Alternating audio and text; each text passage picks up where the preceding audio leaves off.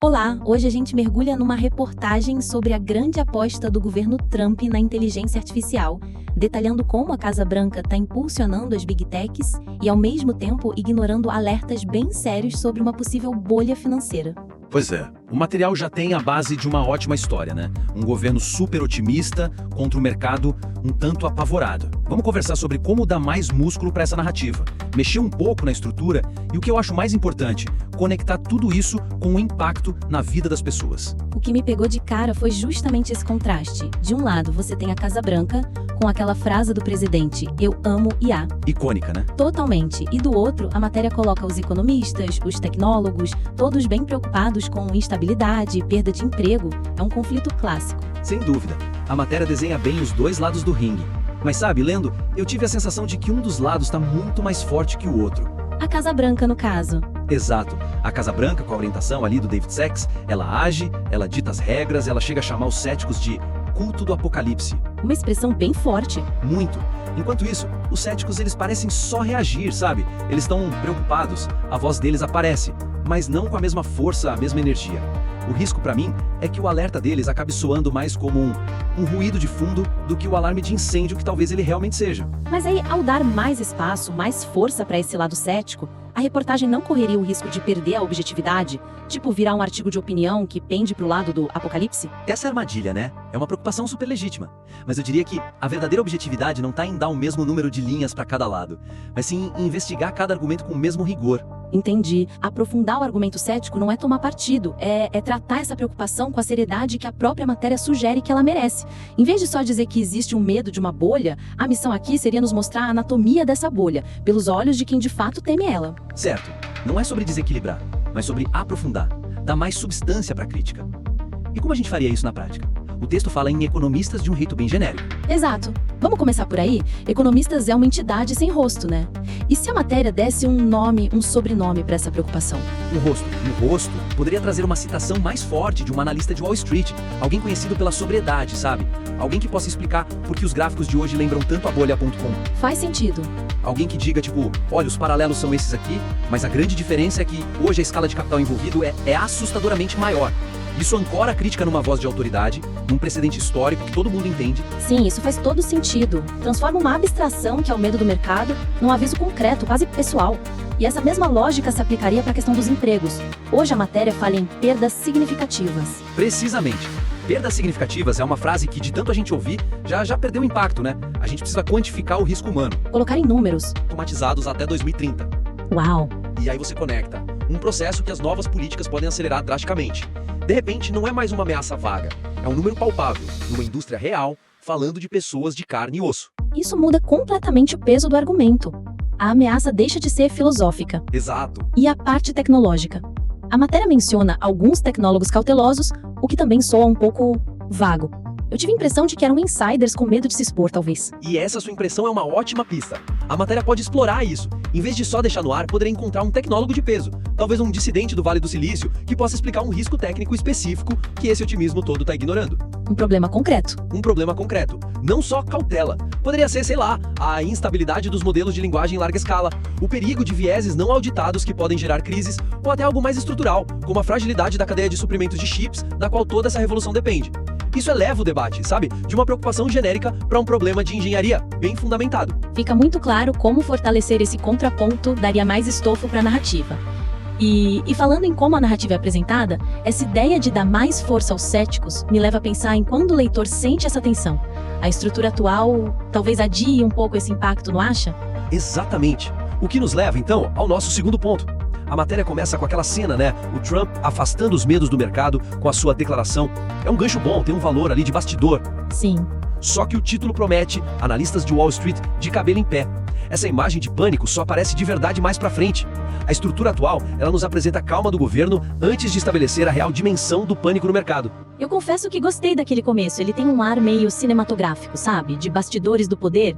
Se a gente inverter a ordem, não corre o risco de perder esse gancho, essa cena que é forte? É uma troca, sem dúvida. Ganchos assim são uma ferramenta poderosa, mas a questão é, o que é mais importante para essa história? Se o coração da reportagem é o conflito entre a euforia do poder e o pânico do mercado, talvez a estratégia mais eficaz seja jogar o leitor direto no meio desse choque. Começar pelo conflito. Começar pelo efeito, o medo, a instabilidade, para depois apresentar a causa, que é a postura do governo. Isso fisga o leitor com uma pergunta imediata. Ué, como pode haver duas realidades tão opostas sobre o mesmo fenômeno? Uma inversão para maximizar o drama desde a primeira linha. Que cara isso poderia ter no texto assim na prática? A gente pode pensar em duas abordagens. A primeira, mais focada na tensão visual. Poderia começar tipo assim: enquanto gráficos em Wall Street piscavam em vermelho, sinalizando um nervosismo crescente com a aposta bilionária em IA, a mensagem da Casa Branca não poderia ser mais diferente. E aí vem a frase dele. Exato.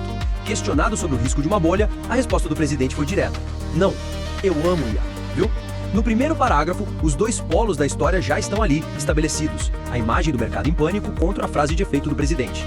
Cria um campo de força narrativo na hora. Essa abordagem joga o leitor direto no centro da ação. É muito forte. E a outra opção que você mencionou? A outra seria uma abertura mais declarativa, quase como uma tese para a reportagem. Algo como: a economia americana está no centro de uma das maiores e mais arriscadas apostas da história recente. Bem direto ao ponto. Sim. De um lado, a Casa Branca injeta dinheiro e apoio regulatório irrestrito na inteligência artificial. Do outro, economistas e investidores alertam que esse motor pode estar prestes a explodir. Essa abordagem é menos cinematográfica, eu concordo, mas é extremamente clara. Ela diz ao leitor, sem rodeios, qual é a grande questão em jogo. A escolha entre as duas dependeria muito do estilo do veículo, imagino. A primeira é mais narrativa, a segunda mais analítica. Mas as duas parecem mais potentes que a estrutura atual, sim. E essa tensão que a gente cria na abertura, seja qual for a escolhida, ela precisa ser sustentada, né? Não adianta falar de Wall Street piscando em vermelho se o resto da matéria fica só no plano abstrato dos decretos, das políticas. O leitor precisa sentir o que está em jogo no mundo real. E isso nos conecta direto ao nosso terceiro ponto. A conexão com o impacto humano. A matéria faz um bom trabalho listando as ações políticas, os decretos para eliminar barreiras, facilitar data centers, garantir os chips. Mas, lendo, eu senti que esses pontos ficam numa esfera muito alta, sabe? De macroeconomia quase inacessível. Exato. Termos como desregulamentação, cadeia de suprimentos, são importantes, mas podem soar distantes para quem não vive isso todo dia. A função do repórter especialista é ser essa ponte entre o abstrato e o real. A pergunta para cada uma dessas políticas tem que ser: e daí? O que isso significa para a vida das pessoas? Certo. Vamos pegar um exemplo. Facilitar o fornecimento de energia para data centers. Parece uma medida burocrática, né? Quase técnica. Como a gente faz o leitor se importar com isso? A gente pergunta: essa energia vem de onde? E a que custo? Para quem? A matéria poderia traduzir essa política numa consequência local, tangível. Por exemplo, poderia adicionar uma linha como: uma política que na prática pode significar que cidades no Arizona ou em Nevada terão que disputar recursos hídricos e energéticos com complexos de IA que consomem o mesmo que 30 mil casas. Nossa! De repente, uma decisão lá de Washington vira uma questão sobre a conta de luz e a torneira seca de uma comunidade. Isso torna a questão visceral, né? E essa linha de raciocínio pode até levantar outras questões, como o custo ambiental dessa corrida pela IA, um ângulo que a matéria poderia explorar para dar mais uma camada. Perfeito. Você vê como uma pergunta leva a outra. E podemos aplicar a mesma lógica para dar um rosto à mudança no emprego.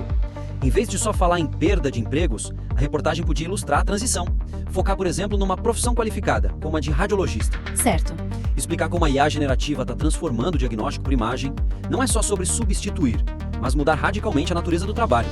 O que isso significa para o futuro desses profissionais? Que novas habilidades eles vão precisar?